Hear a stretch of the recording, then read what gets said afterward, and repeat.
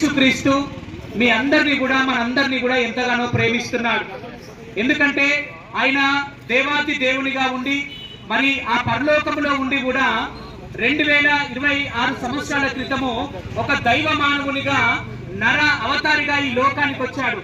కారణం ఏంటంటే ప్రజలు చీకట్లో బ్రతుకుతున్నారు, అంధకారంలో బ్రతుకుతున్నారు, పాపపు కాడి కింద శాపపు కాడి కింద బ్రతుకుతున్నటువంటి మానవుణ్ణి విడిపించడానికి ఆ దేవాది దేవుడే మనిషితో సహవాసము చేయాలని ఆయన ఈ లోకానికి వచ్చాడు. ప్రియ దేవుని బిడ్డలారా, ఈ రోజు చాలా మంది జీవితంలో శాంతి సమాధానము నెమ్మది లేకపోవడానికి కారణం ఏంటంటే వారి జీవితంలో ఉన్నటువంటి పాప భారమే.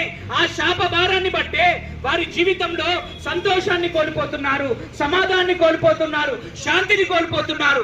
అయితే మానవుడు కోల్పోయిన దాన్ని మరలా దేవాది దేవుడు ఆ యేసు ప్రభు ఇవ్వడానికే ఆయన ఈ లోకానికి వచ్చాడు. ప్రియ సహోదరి సహోదరుడా, ఈ రోజు చాలా మంది ఎన్నో కుటుంబాలలో గొడవలు, అనారోగ్య పరిస్థితులు, నెమ్మది లేదు, ఏదో డిప్రెషన్, ఏదో మరణ భయము, ఏదో తెలియని ఆ భయంకరమైనటువంటి పోరాటాలు ప్రతి ఒక్కరి జీవితంలో వారిని వెంటాడుతున్నవి. అయితే నీ సమస్యకు ఒక పరిష్కారము యేసు ప్రభు దగ్గర దొరుకుతుంది. ప్రియ సహోదరి సహోదరుడా, అయితే యేసు ప్రభుల వారు ఒక జాతి కొరకు, ఒక మతము కొరకు